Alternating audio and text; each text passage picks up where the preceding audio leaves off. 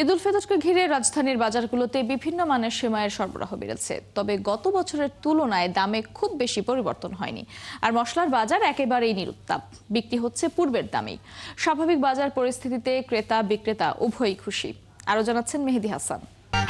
গরমে দাপাদাপি ঘরের চালের স্থায়ী সমাধান আনোয়ার সিমেন্ট শীট।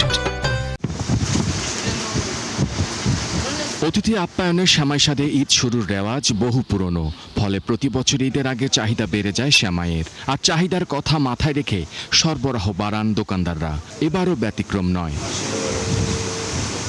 গত বছরের তুলনায় সব ধরনের সেমাইয়ের দাম এবার প্রায় অপরিবর্তিত রয়েছে।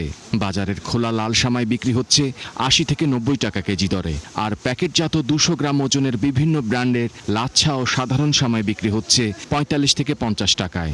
আমরা বনফুল ২০০০ টাকা বস্তা কিনে ৪০ পিস কিনা করে ৪৫ টাকা পিস হয়েছে।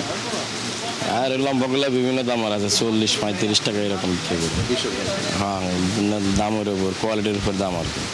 কোনো আলাদা দাম ওইরকম বাড়ে না, খালি আমি সেমাই মশলা বলতে আগে যা নিতে আসছে একই দাম তো বাড়তি দেখি না। সেমাইয়ের দাম বাড়েও নাই কমেও নাই, ওইটা ওই আগে যেই রেট ছিল ঈদে মানে রমজানের আগে এখনো সেই রেটে। তবে এখনো মশলার বাজার ঠিকভাবে জমে ওঠেনি।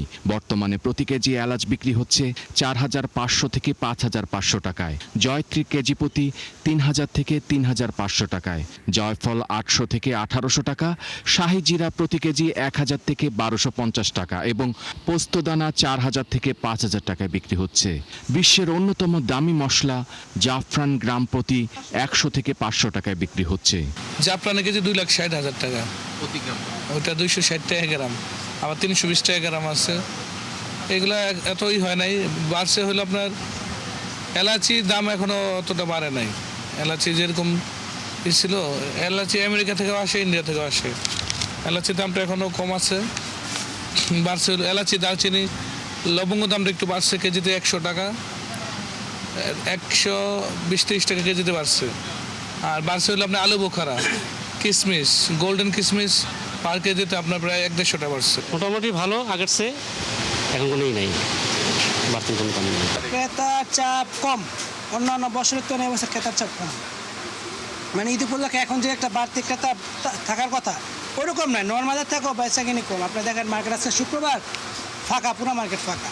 পণ্যের সরবরাহ স্বাভাবিক এবং দাম নিয়ন্ত্রণে থাকায় বিক্রির হার বেশ ভালো বলে জানান বিক্রেতারা। মেহেদি হাসান, ৭১, ঢাকা।